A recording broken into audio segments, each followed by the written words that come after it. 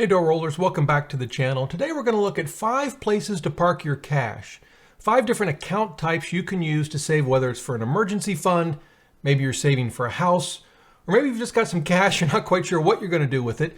Where can you keep it, earn a good interest rate, but also keep it safe? So we're going to look at 5 different options, account types, and I'll give you some specific examples for each. So let's dive right in. The first one is just the good old savings account.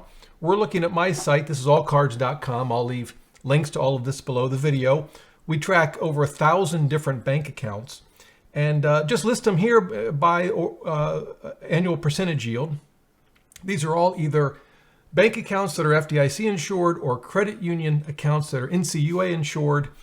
You can see the top rate is about 5.15%. Certainly the highest we can find. If you know of a better rate, please let me know. But this is sort of your basic place to keep an emergency fund and typically an online, high yield, FDIC insured savings account.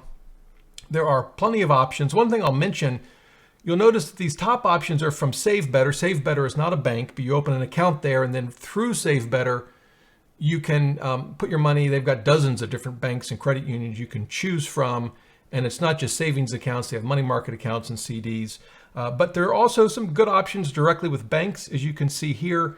And again, the rates top out just over 5% right now. So I think an excellent rate, by the way, at the moment, even a bit higher than inflation, if you can believe that.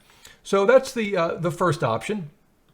The second option I want to show you is actually money market accounts. We'll go to it here. So a money market account, again, these are all FDIC or NCUA insured.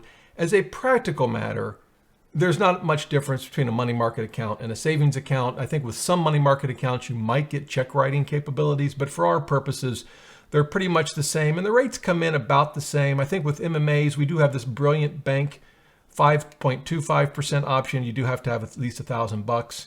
And then, many here in the 515 and 510 range, but plenty of options to choose from. I think this is a really safe option as well. So you've got savings accounts, you've got money market accounts. The third one today are no penalty CDs. So the way these CDs work, they all have terms. You can see here is 5-month, 4-month, 9, 6, 12. But the deal is with a no penalty CD, you have to wait. There's a waiting period, and it's either 7 or 30 days, 7 days or 30 days, depending on the CD. But after that, you can pull your money out anytime you want with no penalty. So these are a great option for saving cash, because if rates go down, well, you just leave it in the no penalty CD unless you absolutely have to have the money. But if rates go up, well, you can cash out and reinvest the money. And so you can see the rates here, again, are about the same. Now, one thing I'll point out, you look at these rates and you think, well, boy, Rob, why would I go with 5.06 when I can get, 5.25 for a money market account, or 5.15 for a savings account? Well, the potential answer could be, if you think interest rates are going to go down, say over the next 5 months or 9 months or 12 months, depending on which no penalty CD you pick, these rates are locked in for that time period. With savings accounts and money market accounts, the rates are never locked in. They can change at any time. So that's just a question about your own views of where the interest rates are going. Frankly, I think all of these options are reasonable options to hold your cash. Now, for all of these, the interest you earn is going to be taxable, right? It's taxable income at both the federal and state level. There is an option that is free from state and local income tax, and that's U.S. government bonds. And so that's what I want to look at for both the fourth and fifth options for today. And so we'll start with just straight up treasuries. And specifically, we're looking at Fidelity's website. But if you look at the short term, they're called T-bills if they mature in under a year. So they have 3, 6, 9, and 12-month T-bills. And here are the rates: 536, 548, 546, and 548. So these are actually a bit higher than what we were looking at. Of course, you would buy these typically in a brokerage account. Some people may not be comfortable doing that. It's just your own comfort level. But these are backed by the U.S. government. Now, they're not FDIC insured, but they're just as safe. They have the full faith and backing of the U.S. government. So I think they're very safe. And I own some T-bills.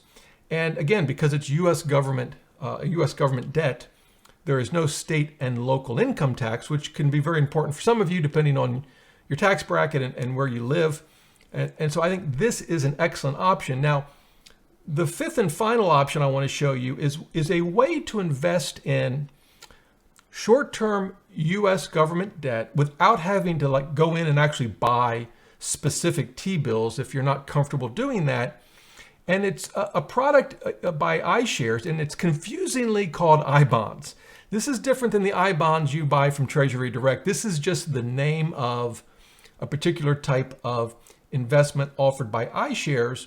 And the way it works is this is an ETF, and it holds many different bond investments. But unlike most ETFs that kind of exist perpetually, they don't close.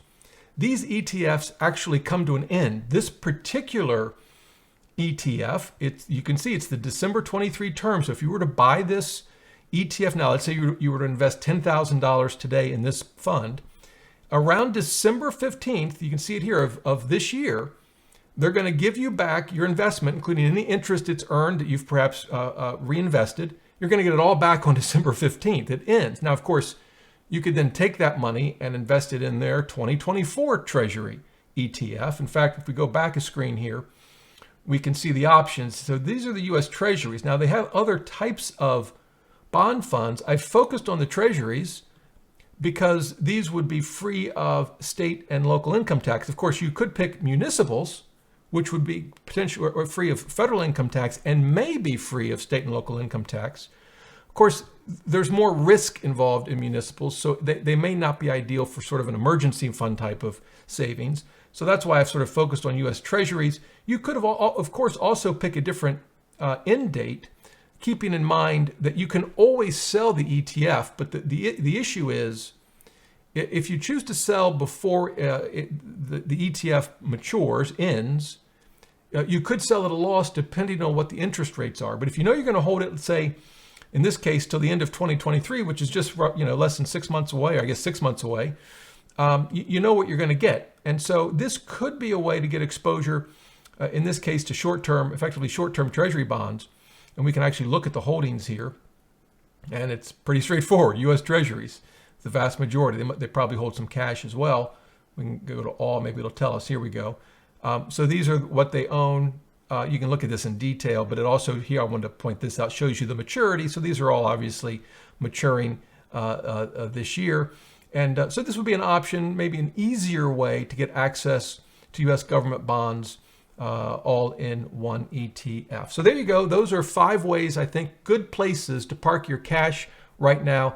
Pretty much whatever you choose, you're getting a pretty decent interest rate. Consider the tax implications depending on your specific circumstance. And I think also at the end of the day, just what you're comfortable with and what you find the easiest to use. So there you go. If you have any questions, leave them in the comments below. Be happy to help you out any way I can. And until next time, remember, the best thing money can buy is financial freedom.